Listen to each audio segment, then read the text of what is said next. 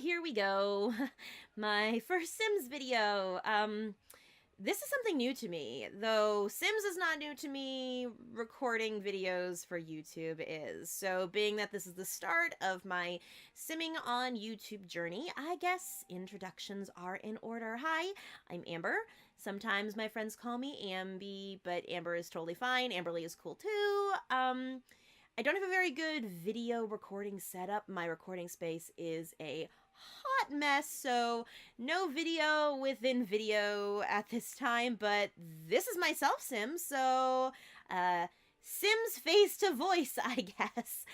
P.S. You can get this sim from the gallery under my screen name, Amber_Lee_D. Right there, Amber_Lee_D. My self-sim is here. There's a couple of houses in here. Yeah, houses I've lived in. That's kind of all I've gotten done so far. My childhood home, my father's home when I was younger, my current home, my dad's current home. I do need to put in my dad's lake house in here. Yeah, my dad had a lake house at one point, but I digress. I've been playing Sims since the beginning of Simdom. Sims 1, Sims 2, but really mainly Sims 3. For the longest time, I didn't see a reason to invest in Sims 4 because I really liked Sims 3, and while 4 looked graphically great, let's be real, it was always a major step back in gameplay. I mean, come on, Sims 3 had open worlds and create a style. God, I miss create a style. But then the Get Famous expansion came along, and my all-time favorite expansion in any Sims game was actually Superstar in the original Sims 1. So to get that gameplay back again, I couldn't say no anymore. And then there was a bunch of Christmas sales, and I had gotten a pretty sweet paying voiceover gig, and the next thing I knew, I had the game and all the expansion packs. Well, most of the expansion packs. I don't have cats and dogs because I got too much to deal with to worry about not killing a pet in the process. I do have a couple of game packs and stuff packs as well, not all of them, so it's not a complete game, but it's complete enough for my purposes. Back in Sims 3, I have already completed one legacy challenge. That's right, 10 generations. Took me 4.5 years, but I did it. You're actually seeing some images of the 10 heirs and little tidbits about their generations right now. The only real theme was that their names were all based off of a book series. The Murray Family by Hannah Howell. They're romance novels. Don't judge me. But after the last Murray generation, I actually started a new, heavily themed legacy. Still about getting to 10 generations, but with a bit of a twist. It had a backstory and sort of a magical lore thing going on, but we'll get into that in a second. I actually played through a generation and a half of the game, and I was having a lot of fun. Those kids were really, really interesting. And then major computer meltdown. Like, literal meltdown. The cooling function broke, and while I was able to salvage my hard drive before it got toasted, it totally killed my flow. The game just didn't seem to work as well on my new computer, even though it should have. I mean, it was newer, it was faster, it had more space, and all that stuff. Maybe it was overwhelmed by the amount of custom content and mods I was playing with? Nah, it couldn't have been that. It was totally that. But anyway, that was over a year ago. I still played Sims 3, but more just random Sims that may or may not have been designed after some original characters of mine from online role-playing games over the years. Again, don't judge me! So I thought now that I have Sims 4, it would be a good time to try my hand at a new legacy challenge in full video, because before this it was all done with screen caps. But I thought, why not try an old challenge? And I don't mean the Murrays again, but that other legacy that I had started that got disrupted by my computer meltdown.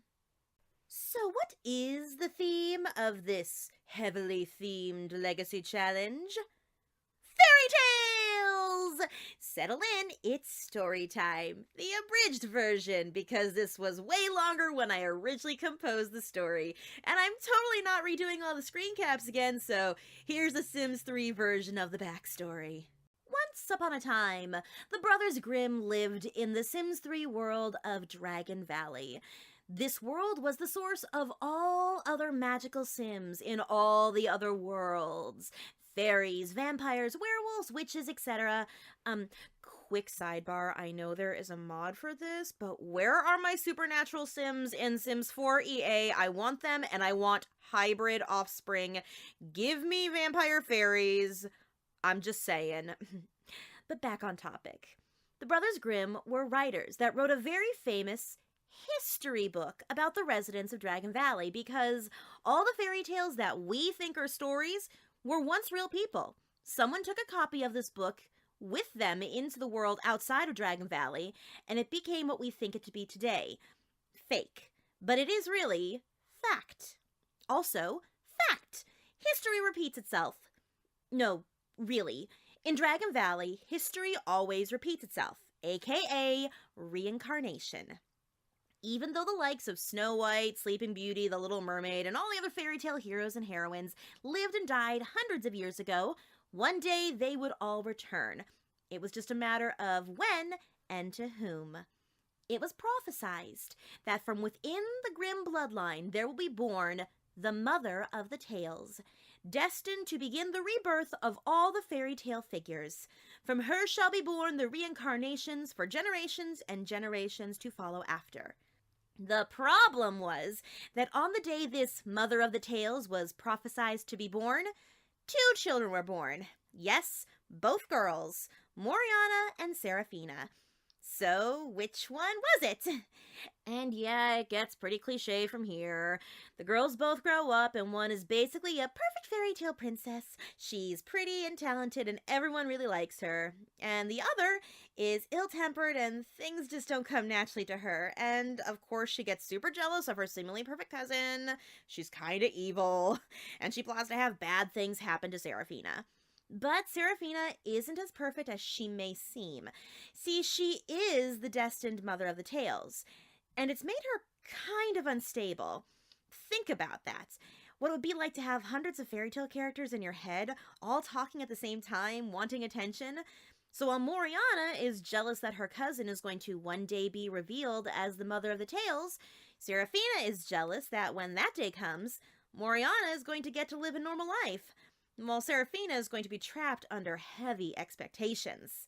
So to kind of wrap this backstory up, because I have gone on long enough, Serafina was gonna get married to her sweetheart, but Moriana paid off a werewolf to kidnap Serafina and take her beyond the boundaries of Dragon Valley. See, once you leave Dragon Valley, you can't come back. Moriana fakes a Dear John letter and makes everyone believe that she, Moriana, is the real destined mother of the tales. She is accepted by the residents of Dragon Valley as the mother of the tales and ends up marrying Serafina's beau because turns out he was all about being famous and didn't really love Serafina. Jerk. None of this is known to Serafina, though, since she was whisked away to live in the big city, never able to return to Dragon Valley again. But that didn't change the fact that she was the real mother of the tales. And in the end, both girls kind of got what they wanted. Moriana became the center of attention in Dragon Valley and got the guy, while Serafina got the freedom to live her life without burdens. Well, at least the burdens of Dragon Valley. She was a fish out of water, in a land she knew nothing about, with no home, no friends, no job, and so on and so forth. Plus, she knew that her children, and her children's children, and her children's children's children were gonna be the reincarnations of fairy tale characters. They would just be growing up under far different circumstances than originally anticipated. And that brings us to here, the start of the story for Serafina. Only, I think a little update is in order. That's better. Meet Serafina 2.0, the Sims 4 version. So I'm trying really hard to not use any custom content or mods so that I don't break this game like I did my last one. I am using a mod that disables a currently known bug with a celebrity walk, but that's it. So in recreating Serafina in Sims 4, I had limited options and it was a challenge, but this'll do. I mean, the biggest change is clearly her hair color. Honestly, I really like this color, and it's kind of a tribute to her original look with her clothing color, but I still really miss Create Style in Sims 4. Man, how I miss Create Style. It was really hard to match things without it. But when it comes to her aspirations and her traits, I was able to carry some things over and some things we had to choose. So the aspiration comes over directly. Renaissance Sim wants to be good at many things at once. That was her aspiration in Sims 3, so it's her aspiration here as well, too. When it comes to her traits, good is another one that carried over directly. Oh, look at her little jump skippy thing. Let's see that again. Yeah, you're such a good Sim. That's another one that carries over directly. One of her traits in the last game was unstable, so I thought that erratic was a good one to go with here to replace that one. And then she was a virtuoso over in the other games, so music lover I thought would be another good one to carry over here. So that means that we did lose the traits of neat and natural cook. I mean, neat is kind of a boring trait. I'm pretty sure I just threw that one in the Sims 3 version, so it's not going to be missed here. And natural cook, she can just cook a lot and get her skills up, or not. We'll see what happens there. But yeah, so this is our starting sim. Let's take a look at some of her alternate options for outfits. I mean, for the most part, I just kind of threw some stuff together. So here's her formal look, which I do really like this dress, and I like her makeup that I did with this more subtle lip. I actually put thought into this. The rest of them, not as much. It was just, what's the purple outfit? You're going to notice that I always kind of go with one color theming for my Sims most of the time.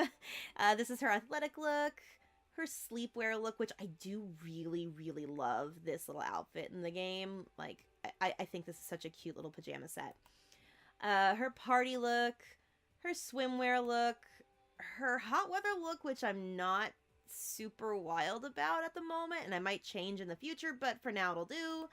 And then her cold weather look. So yeah, this is her. This is Serafina in all of her glory. And now that we've met our starting Legacy Sim, let's talk about the rules of the Legacy Challenge that I have come up with. Rule number 1, aging is turned on to normal lifespan. These Sims are on a ticking time clock. They are going to live, they are going to die. There is going to come a point when I will have to sit and watch a Sim that I raised from birth die of old age, and I'm probably gonna cry. You are forewarned now. The same thing happened the first time I had to watch an heir that I raised from birth die while I was playing the Murray Legacy. It is always a heart-wrenching moment, especially if you like that Sim, but it's gonna happen. I wish there was a way that I could change the time frame of different life stages, but I don't think that's a thing in Sims 4. If it is, let me know. Maybe they'll add it in later on, but I tried playing around with it. I liked in Sims 3 that I didn't like the toddler stage much, or the child stage, but I loved the teenage years, so I could shorten the first two and add it to teenage or young adults, but that doesn't seem to be a thing in Sims 4, so we're just gonna go with what we got. Number 2, no cheats except to fix bugs.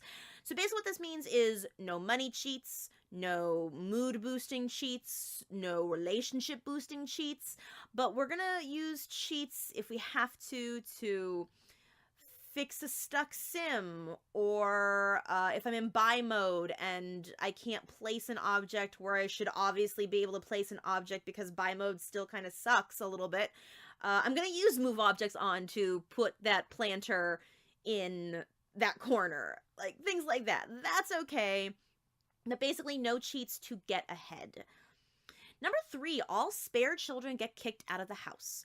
So I will often refer to other heirs, no, not heirs, the children who didn't win heir votes as the spares. When the children reach the end of their teenage years or the beginning of the young adult years, we will take a moment and we will hold a vote. I don't know where that vote will be held yet. If it's going to be on Facebook, if it's going to be on Instagram, if it's going to be here, if it's going to be on Twitter. I don't know. That's a ways off yet. We will cross that bridge when we get to it. And when we start off, there's probably not going to be a lot of people actually voting in it. My friends that have played Sims Legacies with me for years, I'm sure they're going to probably be involved with this. Down the line, maybe we'll actually get a couple of dozen people voting on heirs. But until then, again, it is what it is. But basically, when the vote is held, we will have one heir that will stay in the house and become our main playable sim, and all others will be kicked out. Now, at that point, that's probably when I'm actually going to add some kind of story progression mod into my game, just so the children that I kick out, the spares, will find mates, fall in love, get married, have babies outside of my control.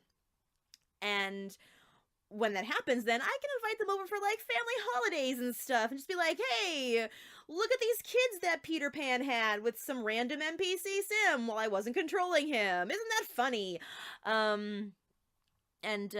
Yeah, you know, nothing says Sims Legacy Challenge like inviting people over for Christmas and someone probably dying, because that happened a lot in my Murray Legacy. It wasn't a party in the Murray family until somebody died. Just saying. Oh, fond memories. Number 4, traits are going to be randomized within reason. Now, what does this within reason mean? That means that since this is a challenge where the theme is fairy tales, I've randomized the order of the fairy tales that they're going to be. So, like, I know who the first female child is going to be. I know who the first male child is going to be. That's already been randomized. I have a list. So let's just say, and I'm not even sure if this is one of the first people that comes up. Let's just say Snow White, for instance. When Snow White comes up and is reborn into the game, she's not exactly known to be, like, a very ill-tempered person. So I may shy away from actually giving her that trait. For the most part, I'm going to randomize things, but if a trait comes up that just doesn't seem within character for that reincarnation, like, drastically, I'm going to re-roll it, basically. And there might come a time when I get someone, like, if I get Sleeping Beauty is known for sleeping. I might give her the lazy trait.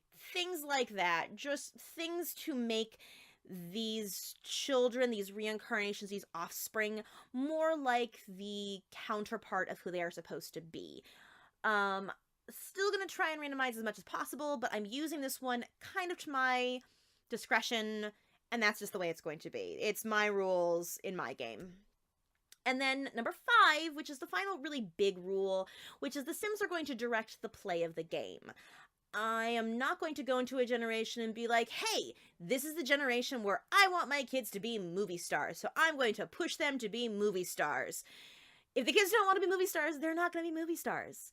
If the kids would rather be into science because they roll the genius trait, I'm going to let them be into science. I mean, I will nudge them a little bit in one direction or the other, but I'm not going to go into a situation and say, this is how it's going to be. I'm going to write this story the way that I see fit. I'm going to kind of let the story write itself as we're going along.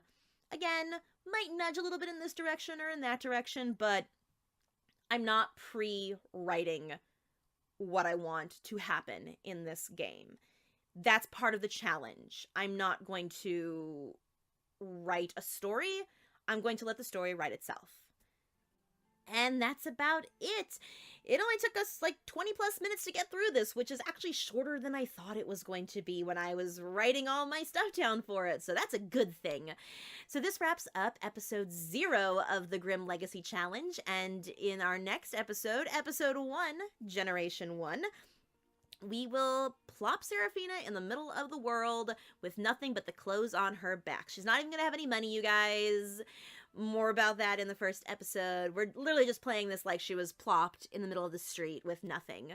And she's got to earn her way to having a roof over her head and finding true love. Yeah. Thank you so much for watching. I hope that I have piqued your interest enough that you will come back. Or if you're watching somewhere down the line that you were interested enough to go back and watch from the beginning. This is where it all started. Let's see how long this actually goes on for. So thank you. Like and subscribe, because that's a thing that YouTubers say. Ha-cha-cha. That's not a thing that YouTubers say. I just added that in.